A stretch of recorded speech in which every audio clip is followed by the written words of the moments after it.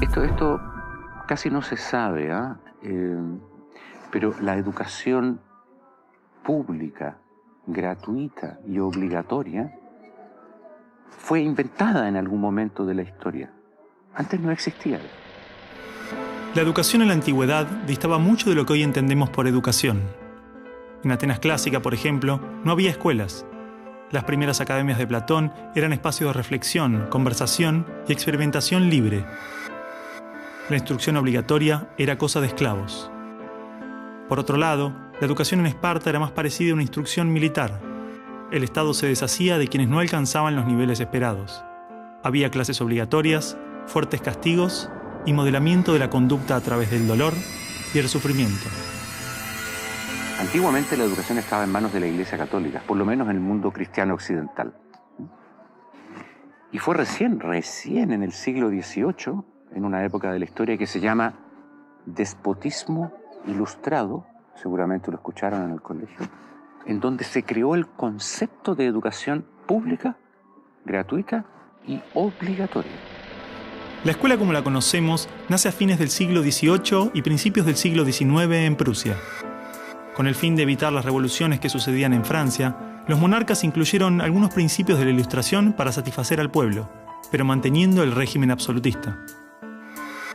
La escuela prusiana se basaba en una fuerte división de clases y castas.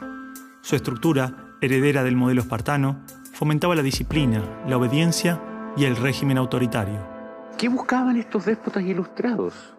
Un pueblo dócil, obediente, y que se pudiera preparar para las guerras que hubieron en esa época entre todas las naciones que estaban naciendo. Por ejemplo, Catalina la Grande de Rusia llamó a los enciclopedistas franceses a preparar esto mismo.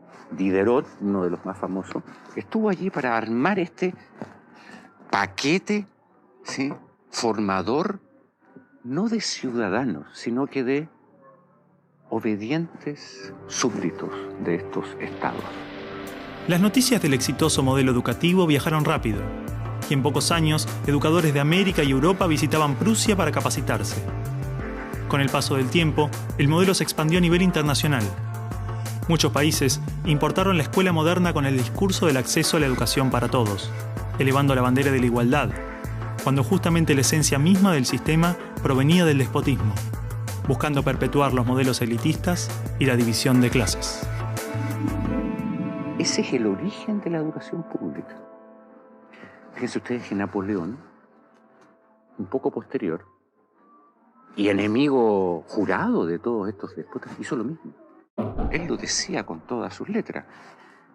Yo quiero formar un cuerpo docente para poder dirigir el parecer de los franceses. ¿Se entiende? Él lo tiene claro.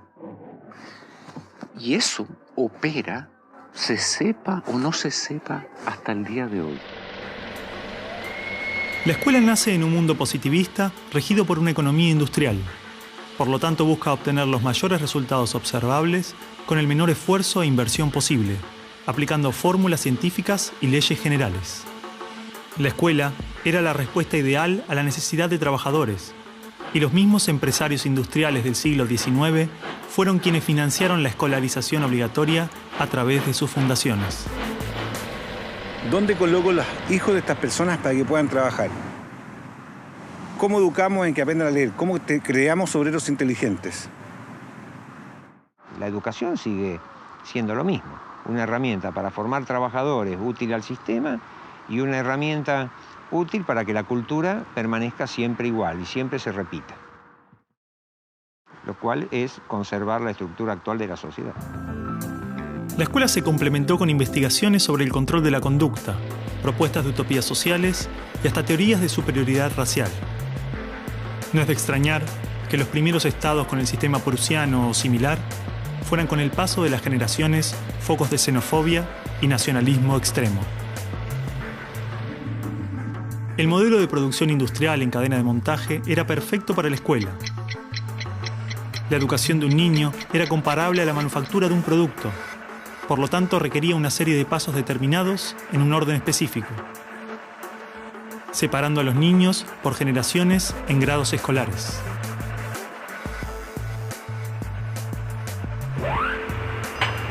Y en cada una de estas etapas trabajaría sobre determinados elementos, contenidos que asegurarían el éxito, pensados minuciosamente por un experto.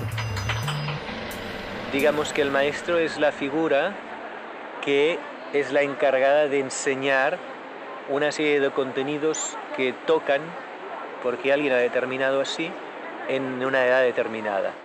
Pero la educación no la preparan los biólogos. Y curiosamente muchas veces tampoco son educadores los que la preparan. Son administrativos. Son gente que no hace clases. En esta cadena, una persona estaría a cargo de una pequeña parte del proceso, insuficiente como para conocer el mecanismo en su totalidad, ni a las personas en profundidad. Un docente por año, por materia, cada 30 o 40 alumnos, llegando al punto de que el proceso termine siendo meramente mecánico. Y la educación, como la estamos viendo hoy, es administrativa. Hay alumnos que llegan, profesores que hacen clase, alumnos que se van, profesores que se van y al día siguiente se repite el ciclo. Un profesor estatal es un funcionario en que la autoridad le dice: usted tiene que enseñar esto y de esta forma. Porque hay que repetírselo a demasiados niños con un profesor de demasiadas horas de clase y con pocas horas de atención de alumnos en forma privada. Entonces va a dirigir siempre a un grupo colectivo. Porque evidentemente si tengo 30 niños, no puedo pretender que todos los 30 niños quieran hacer lo mismo al mismo tiempo. Este sistema de cadena de montaje, que nace con el taylorismo, fue aplicado tanto en la industria, la escuela y el ejército de diferentes países y culturas de Occidente. Hasta hace pocas décadas la escuela tenía estas cosas de cuartel y de asilo. Incluso el recreo termina con un timbre anónimo, no humano, que indica a los niños que deben adiestrarse poco a poco para pararse en una determinada baldosa detrás de determinada cabeza para formar una fila, generalmente de menor a mayor. Durante los últimos siglos, hemos construido nuestras escuelas a imagen y semejanza de las prisiones y las fábricas, priorizando el cumplimiento de las reglas, el control social. La escuela se pensó como una fábrica de ciudadanos obedientes, consumistas y eficaces, donde poco a poco las personas se convierten en números, calificaciones y estadísticas. Las exigencias y presiones del sistema terminan deshumanizándonos a todos, porque van más allá de los maestros, directivos o inspectores escolares. Están considerados grupos homogéneos, con contenidos homogéneos que tienen que obtener resultados parejos. Que todos tenemos que saber lo mismo.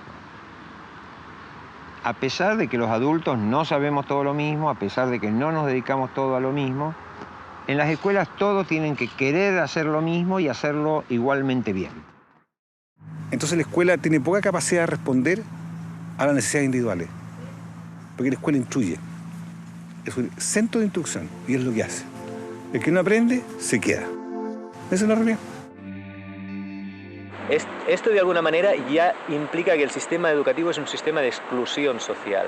Selecciona el tipo de personas que estarán llegando a la universidad para llegar a formar parte de una serie de élite que domina pues, las empresas que dominan los sistemas de producción, económico, de comunicación, etc. Y otro tipo de personas para las cuales la escuela no es suficientemente adecuada, que están destinadas a otro tipo de trabajo más precario, porque no dispondrán de los títulos para hacer esto. El sistema y los estados no les preocupa eso. No, honestamente, no les preocupa el ser humano como persona, como individuo. Y en esos términos, toda educación que busque otra cosa tiene que ser prohibida. La realidad es que la esencia de la escuela prusiana está inmersa en la estructura misma de nuestra escuela. Los test estandarizados, la división de edades, las clases obligatorias, las currículas desvinculadas de la realidad, el sistema de calificaciones, las presiones sobre los maestros y niños, el sistema de premios y castigos, los horarios estrictos, el encierro y la separación de la comunidad, la estructura verticalista. Todo esto sigue siendo parte de las escuelas del siglo XXI.